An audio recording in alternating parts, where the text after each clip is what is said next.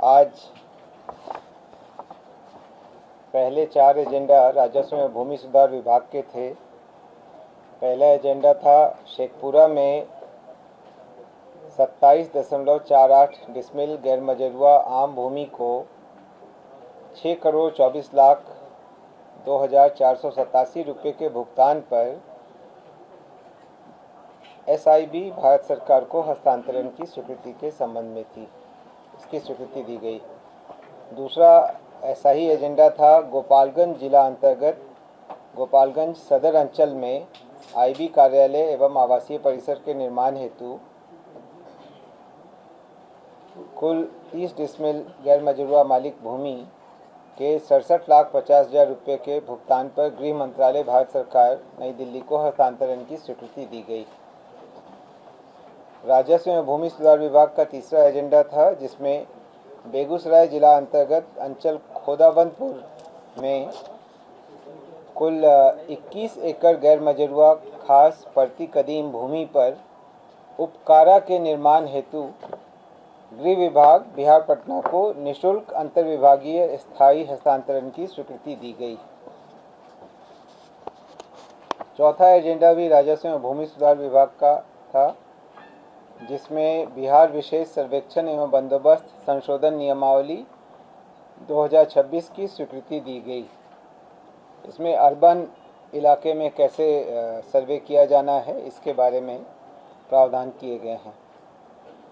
पांचवा एजेंडा विधि विभाग का था, जिसके अंतर्गत माननीय उच्च न्यायालय पटना के माननीय न्यायाधीशगण के उपयोग के लिए 10 नए EV अथवा हाइब्रिड वाहनों के क्रय के लिए 3,70,00,000 रुपये के अग्रिम की स्वीकृति दी गई राज्य आकस्मिकता निधि से।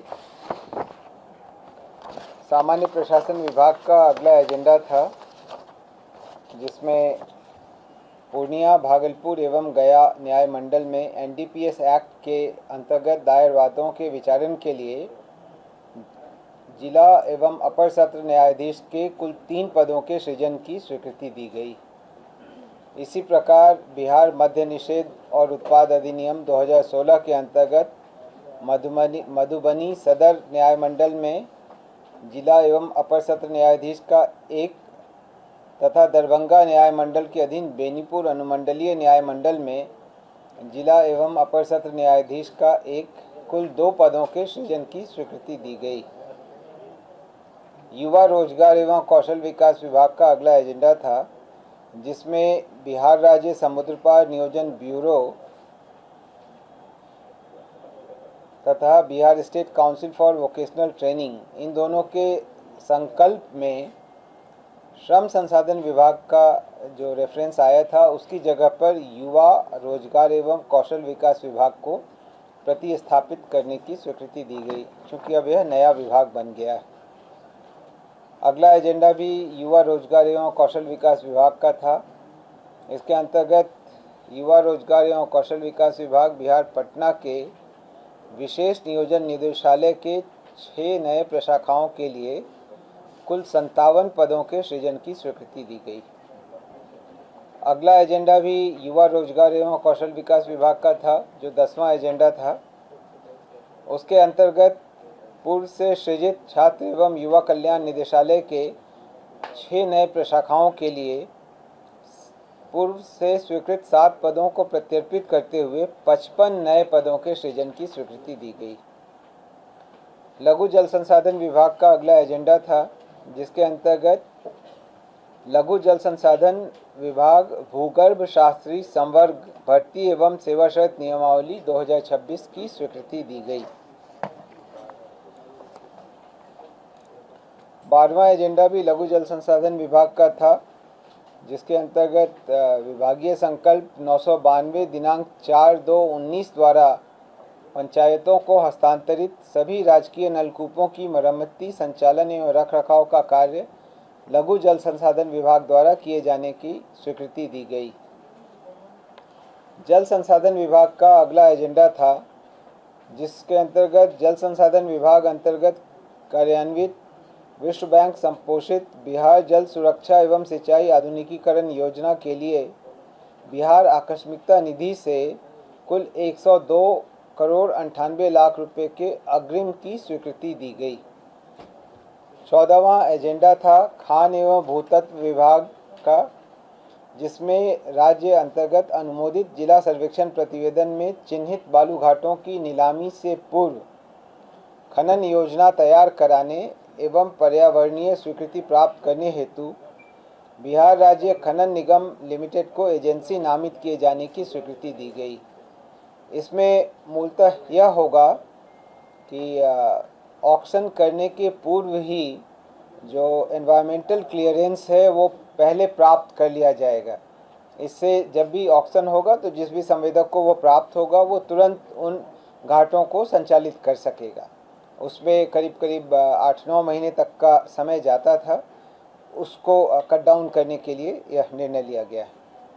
योजना एवं विकास विभाग का अगला एजेंडा था, जिसमें 7 निश्चय कार्यक्रम अंतर्गत राज्य के 38 जिले में अवस्थित जिला निबंधन एवं परामर्श केंद्रों के संचालन एवं रखरखाव के लिए इस वित्तीय वर्ष में 65 करोड़ रुपए की स्वीकृति दी गई।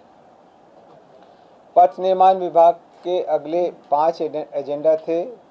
16वें एजेंडा में BSHP 4 के अंतर्गत मधुबनी राजनगर बाबूबरही खुटौना पथ के चौड़ीकरण एवं सुदृढ़ीकरण लंबाई 38.872 किलोमीटर के लिए कुल 632 करोड़ 72 लाख रुपए के प्राक्कलित राशि पर स्वीकृति दी गई।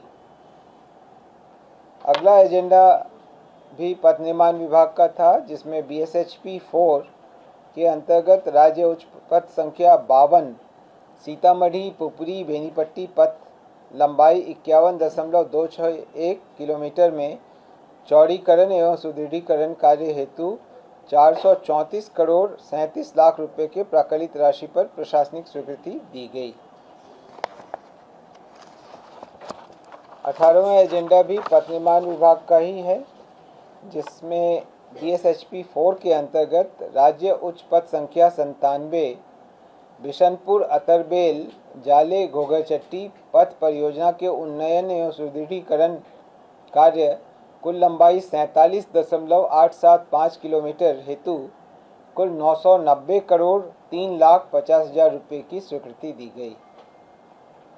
पथ निर्माण विभाग का ही 19वां एजेंडा था, जिसमें BSHP 4 के अंतर्गत राज्य उच्च पथ संख्या 92 गणपतगंज पहरावा परवाहा पथ परियोजना का निर्माण कार्य कुल लंबाई 47.432 किलोमीटर हेतु 703 करोड़ 95 लाख रुपए की स्वीकृति दी गई। पथ निर्माण विभाग का अगला एजेंडा था, जिसमें BSHP 4 के अंतर्गत ब्रह्मपुर कोरनसराय इटाढ़ी सरंजा इटाढ़ी बक्सर तथा उजियारपुर कुकराहा जमुआओ इंदौर समदा पथ परियोजना का चौड़ीकरण एवं सुदृढ़ीकरण कार्य लंबाई 80.728 किलोमीटर हेतु 982 करोड़ 58 लाख रुपए की स्वीकृति दी गई। अगला एजेंडा सामान्य प्रशासन विभाग का था, जिसके अंतर्गत बिहार सचिवालय लिपिकीय सेवा संशोधन नियमावली 2026 की स्वीकृति दी गई। गृह विभाग का अगला एजेंडा था, जिसमें श्री अनिल कुमार वरीय पुलिस उपाधीक्षक यातायात, जो 31 मई 2026 को सेवानिवृत्त हो रहे हैं, उनको सेवानिवृत्ति के पश्चात 1 वर्ष के लिए संविदा के आधार पर पुनर्नियुक्त करने की स्वीकृति दी गई। 23वां एजेंडा स्वास्थ्य विभाग का था, जिसमें सीनियर रेजिडेंट ट्यूटर तथा बिहार चिकित्सा शिक्षा सेवा भर्ती नियुक्ति एवं प्रोन्नति संशोधन नियमावली 2026 की स्वीकृति दी गई। स्वास्थ्य विभाग का ही अगला एजेंडा था, जिसमें बिहार लघु एवं मध्यम स्वास्थ्य सेवा प्रतिष्ठान स्थापना एवं पंजीकरण विनियमावली 2026 की स्वीकृति दी गई। इसके अंतर्गत अब 1 सीट से 40 सीट तक के भी जो सेवा प्रतिष्ठान है, स्वास्थ्य सेवा प्रतिष्ठान है, उनके लिए भी पंजीकरण कराना आवश्यक होगा। पहले इसके लिए प्रावधान नहीं था। अगला एजेंडा भी स्वास्थ्य विभाग का था, 25वां एजेंडा, जिसमें पटना चिकित्सा महाविद्यालय एवं अस्पताल पटना के हड्डी रोग विभाग के अधीन स्वतंत्र रूप से स्पाइन सब स्पेशलिटी यूनिट स्थापित करने के लिए 39 पदों के सृजन की स्वीकृति दी गई। स्वास्थ्य विभाग का 26वां एजेंडा था, जिसके अंतर्गत बिहार विधानमंडल के वर्तमान एवं पूर्व सदस्यों तथा उनके आश्रित, अखिल भारतीय सेवा के सेवारत एवं सेवानिवृत्त पदाधिकारियों तथा उनके आश्रित, राज्य सरकार के नियमित पदाधिकारियों, कर्मियों एवं उनके आश्रित, सेवानिवृत्त पेंशनधारी राज्यकर्मी, पति पत्नी तथा पारिवारिक पेंशनर को बिहार सरकार स्वास्थ्य योजना के अधीन अंतर्वासी चिकित्सा हेतु कैशलेस चिकित्सा सुविधा प्रदान करने के संबंध में स्वीकृति दी गई। इससे अब विभिन्न इलाज के लिए इन लोगों को कैशलेस सुविधा मिल पाएगी। स्वास्थ्य सुरक्षा समिति जो आयुष्मान कार्ड का संचालन भी कर रही है, उसके अंतर्गत ही इसकी व्यवस्था की जाएगी और जल्दी ही इसकी व्यवस्था चालू हो जाएगी। राजस्व एवं भूमि सुधार विभाग का अगला एजेंडा था, जिसके अंतर्गत बिहार रैयती भूमि क्रय नीति 2026 की स्वीकृति दी गई। इसके अंतर्गत रैयत से सीधे भी भूमि खरीदी जा सकती है एक्विजिशन प्रक्रिया में गए बगैर, और इसमें जो सामान्यतः प्राप्त होता है उससे 10% अतिरिक्त प्रोत्साहन राशि देने का प्रावधान किया गया। यह अपेक्षा है कि इससे भूमि विभिन्न उद्योगों तथा विकास कार्यों के लिए प्राप्त करने में सहूलियत होगी। आज कुल 27 एजेंडा पर मंत्रिपरिषद